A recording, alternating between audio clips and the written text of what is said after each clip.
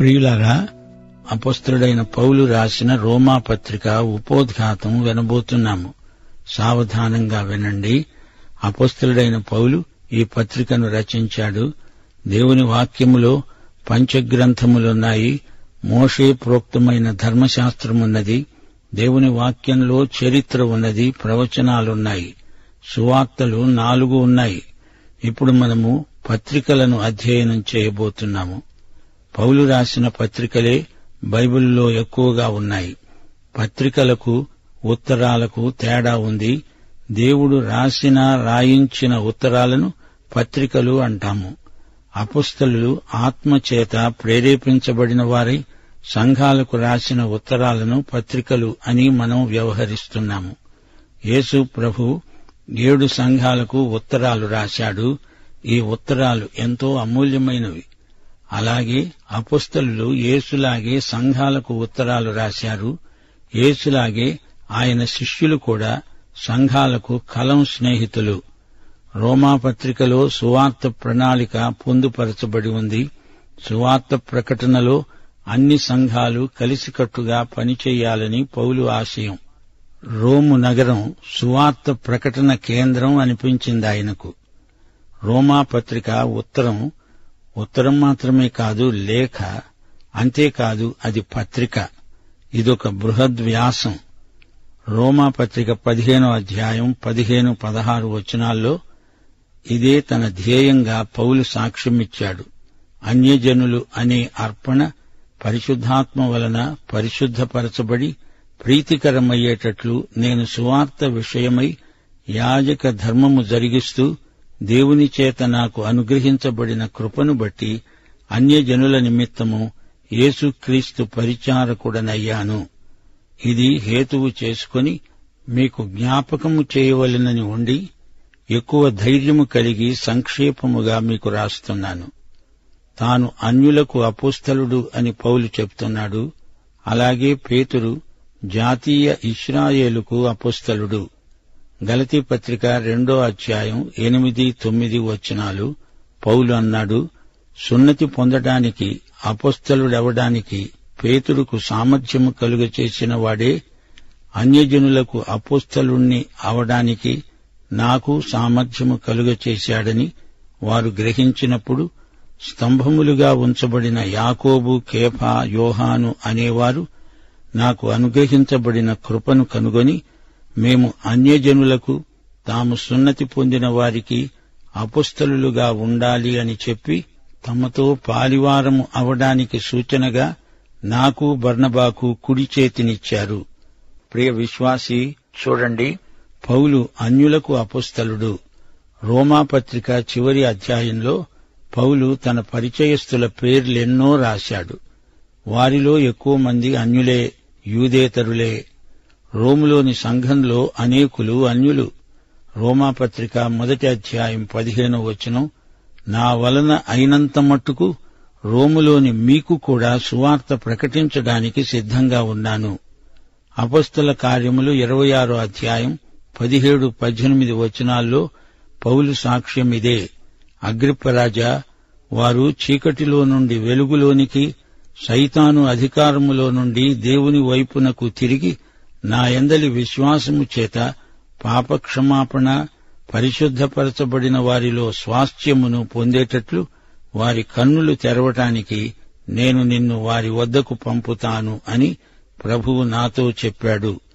రోములో అంతకుముందు ఎవరైనా సువార్త ప్రకటించి ఉంటే పౌలు అక్కడికి వెళ్లేవాడు కాదు.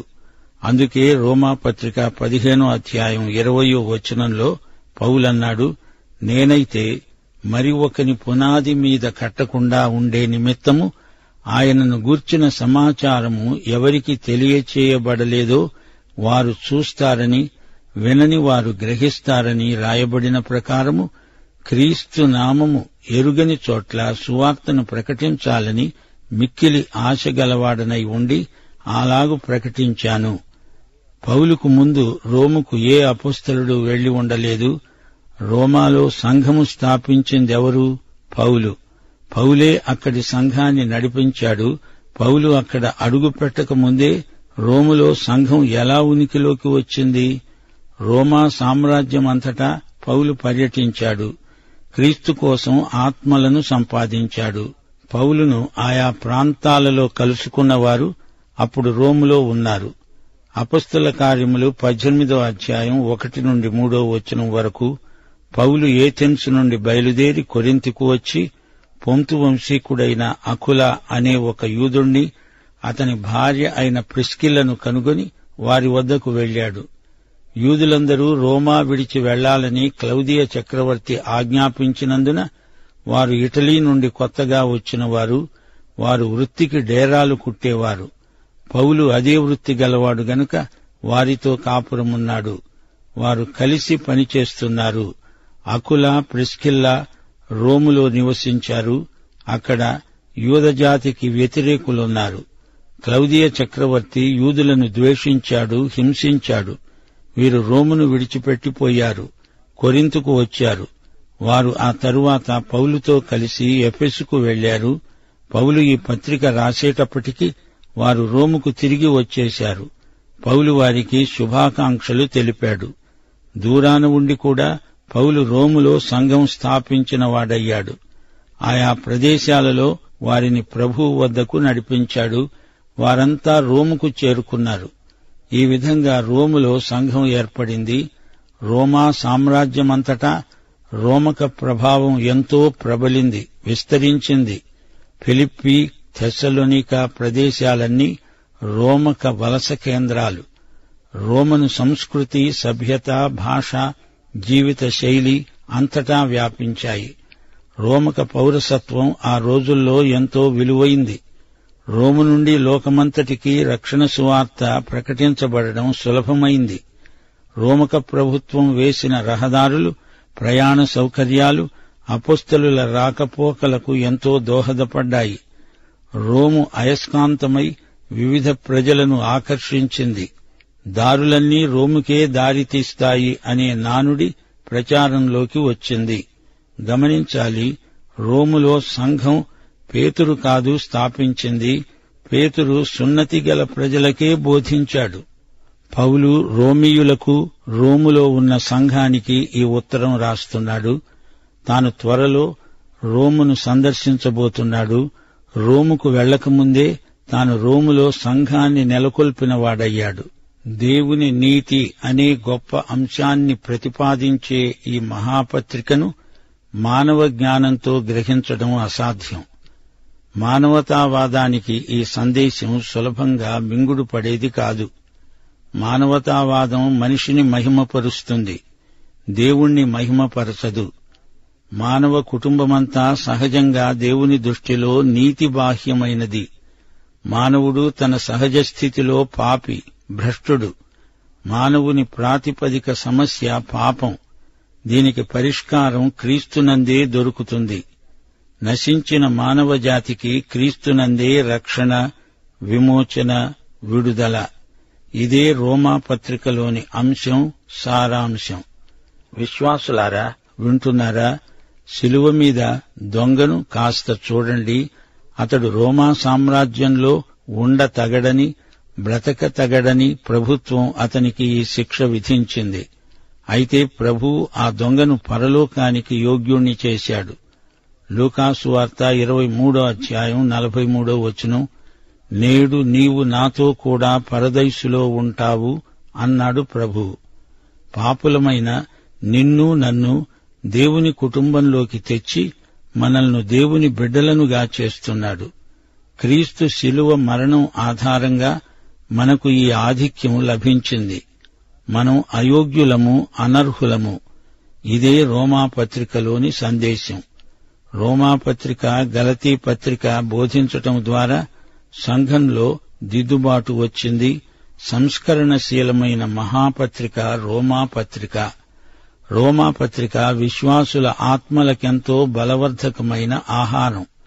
తినగా తినగా ఈ ఆహారంలోని రుచి మనల్ని ఉత్తేజపరుస్తుంది, ఉజ్జీవపరుస్తుంది. శాస్త్రవేత్తలకు ఈ పత్రిక విశ్వాస మార్గదర్శి. జాన్ బనియన్ జీవితాన్ని పరివర్తన చెందించింది రోమాపత్రిక. అతడు యాత్రికుని ప్రయాణం రాయడానికి ప్రేరణ ఏమిటనుకున్నారు? రోమాపత్రిక. పాపి విశ్వాసము ద్వారా దేవుని కృపచేత రక్షించబడతాడు అనే సత్యానికి వివరణే యాత్రికుని ప్రయాణమనే గ్రంథం. అతడు రోమాపత్రికను చదివి ధ్యానించి తానెంత పాపో, ప్రభు ఎంత గొప్ప రక్షకుడో గ్రహించినవాడై అతడు తన కావ్యాన్ని రచించాడు. తానొక యాత్రికుడై శిలువ దగ్గరికి వచ్చాడు. అతని పాపభారమంతా తొలగిపోయింది. పరమపురికి అతడు యాత్ర కొనసాగించాడు. ప్రియ విశ్వాసీ, రోమాపత్రిక పదే పదే చదవండి. మీ మనస్సు దానిమీద పెట్టి మరీ చదవండి. అద్భుతమైన ఫలితాలనుభవిస్తారు. ప్రార్థనపూర్వకంగా వినండి, చదవండి, ధ్యానించండి. విశ్వాసాన్ని బలపరిచే ఈ పత్రిక ప్రతి క్రైస్తవుడు లోతుగా ధ్యానించవలసిన పత్రిక అని ఘంటాకంఠంతో చెబుతున్నాము. ఇది పౌలు రచన. క్రీస్తు శకం 56 ఆ ప్రాంతాలలో రాశాడు. క్రీస్తు సువార్త దేవుని నీతిని బయలుపరుస్తుంది. ఈ పత్రికలోని కీలక పదాలు: 1 నీతి, 2 విశ్వాసం, 3 నీతి తీర్పు, 4 ధర్మశాస్త్రం, 5 కృప. తాను అంతవరకు రోము సంఘాన్ని సందర్శించలేదుగాని అక్కడి సంఘాన్ని ఉద్దేశించి క్రైస్తవ పరిపక్వతామహితమైన సందేశంతో ఈ పత్రిక రాశాడు. విమోచన, మానవీయమైన అపరాధ భావన, రక్షణ కేవలం దేవుని వల్ల కలిగింది గాని మానవుని సంపాద్యం కాదు. క్రీస్తు మరణం విమోచనాత్మకమైనది. విశ్వాసము ద్వారా మనకు ప్రాప్తించే ఉచిత వరమే రక్షణ. దేవుని విస్తారమైన కృపాబాహుళ్యము ఈ పత్రికలో అడుగడుగునా సాక్షాత్కరిస్తుంది. దేవుని నీతి కృపాసహితమైనది. దానికి మితులు లేవు. పాపము ఎక్కడ విస్తరించిందో అక్కడ కృప అపరిమితముగా విస్తరించింది. దేవుడు తన కృపను బట్టి క్రీస్తునందు మనకు క్షమాపణ అనుగ్రహించాడు. దేవుని నీతికి అనుగుణంగా మనం జీవించాలి. రక్షణ కోసం మన స్వప్రయత్నాలు ఎందుకు పనికిరావు. క్రీస్తునందే రక్షణ. అబ్రహాము విశ్వాసము మనకు మాదిరి. సహనశీలము మనకెంతో అవసరం. పాపానికి చనిపోయిన వారమై ఆత్మననుసరించి జీవించాలి. నేటి శ్రమలు రేపటి మహిమకు దారితీస్తాయి. నశించే వారికి సువార్త ప్రకటించాలి. దేవుని దీర్ఘకాలిక ప్రణాళిక మానవుల రక్షణార్థమైనది. యేసుక్రీస్తు సువార్త అనుదిన జీవితానికి ఎలా అన్వయిస్తుందో ఈ సువార్త అనగా ఈ పత్రిక వివరిస్తుంది. యేసే మనకు ఏకైక రక్షకుడు. ఆయన మనకు ప్రతినిధిగా దేవునికి పూర్తిగా విధేయుడయ్యాడు. మనకు ప్రత్యామ్నాయంగా శిలువ మరణం చెందాడు. ఆయన యందు విశ్వాసమాత్రం చేత మనకు నిత్య రక్షణ ప్రాప్తిస్తుంది. క్రీస్తు ద్వారా మనకెన్నో ఆశీర్వాదాలు సంక్రమించాయి. నీతి, నిత్య జీవము మనవే అవుతాయి. క్రీస్తు మరణముతో ఆయన పునరుత్థానముతో సంయుక్తమవుతాము. దేవుని కొరకు సజీవులము. మనకు క్రీస్తునందు ఏ శిక్షావిధి లేదు. మనకు క్రీస్తునందు నిత్య స్వాస్థ్యము కలిగింది. ఆయనతో శ్రమపడితే ఆయన మహిమను పంచుకుంటాము. ఆయన సారూప్యానికి ఎదుగుతాము. యేసు ఈ రోజున కూడా మన కోసం పరలోకమందు దేవుని ఎదట విజ్ఞాపన చేస్తున్నాడు.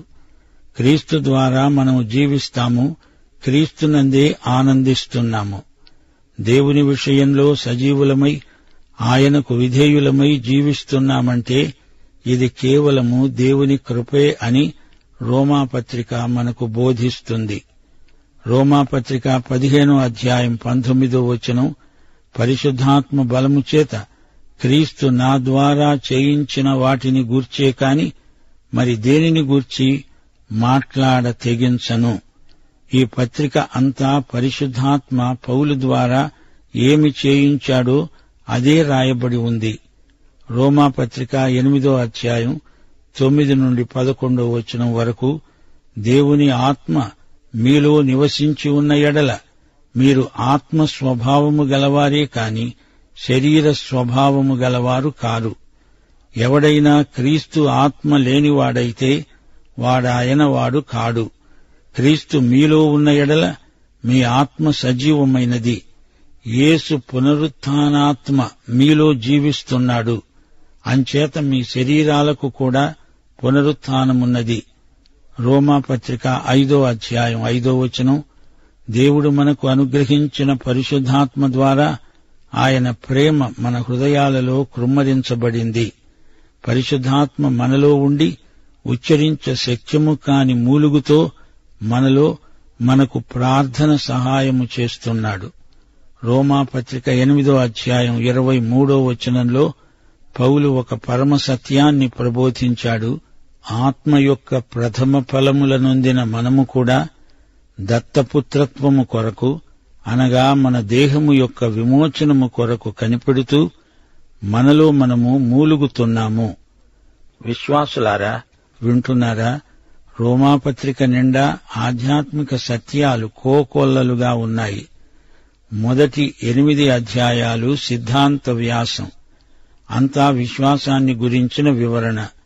9 నుండి 11వ అధ్యాయం వరకు నిరీక్షణ, 12 నుండి 16వ అధ్యాయం వరకు ప్రేమ. రోమాపత్రిక 10వ అధ్యాయం 9వ వచనంలో రక్షణకు ప్రాతిపదిక సత్యమేదో అది బోధపరచబడింది. యేసు ప్రభువని నీ నోటితో ఒప్పుకొని దేవుడాయనను మృతులలో నుండి లేపాడని నీ హృదయమందు విశ్వసిస్తే రక్షించబడతావు. రోమాపత్రిక 14వ అధ్యాయం 7వ వచనంలో పౌలు యేసు యొక్క ప్రభుత్వానికి మన రక్షణకు గల సంబంధాన్ని తేటగా చూపుతున్నాడు. మనలో ఎవడూ తన కోసమే బ్రతకడు, ఎవడూ తన కోసమే చనిపోడు. మనము బ్రతికినా ప్రభువు కోసమే బ్రతుకుతున్నాము, చనిపోయినా ప్రభువు కోసమే చనిపోతున్నాము. కాబట్టి మనము బ్రతికినా చనిపోయినా ప్రభువు వారమై ఉన్నాము. తాను మృతులకు సజీవులకు ప్రభువై ఉండడానికి ఇందునిమిత్తమే కదా క్రీస్తు చనిపోయి మరల బ్రతికాడు. ప్రియ విశ్వాసీ, యేసు మనకు ప్రభువు కాబట్టే రక్షకుడు అని రోమాపత్రిక తేటగా చూపుతోంది. అందుకే రోమాపత్రిక ఎంతో ముఖ్యమైన సువార్త పత్రికగా ఎంచబడుతోంది. ముగింపులో రోమాపత్రిక అంతటిలోకి మకుటాయమానమైన వచనం మా శ్రోతల దృష్టికి తేగోరుతాము. దేవుణ్ణి ప్రేమించే వారికి, అనగా ఆయన సంకల్పము చొప్పున పిలువబడిన వారికి సమస్తము వారి మేలుకే సమకూడి జరుగునని మనమెరుగుదుము. క్రీస్తునందున్న వారికి ఎట్టి శిక్షావిధి లేదు, ఏ కలవరమూ లేదు. పునరుద్ఘాటించబడిన ఈ సత్యం ఎంతో గొప్పది. దేవుని ప్రేమ నుండి మనలను ఎవరూ ఎడబాపలేరు. దేవునికి స్తోత్రం. మన ప్రభు అయిన యేసుక్రీస్తు వారి కృప, తండ్రి అయిన దేవుని ప్రేమ, పరిశుద్ధాత్మ యొక్క అన్యోన్య సహవాసము మనకందరికీ సదాకాలము తోడై ఉండునుగాక. ఆమేన్.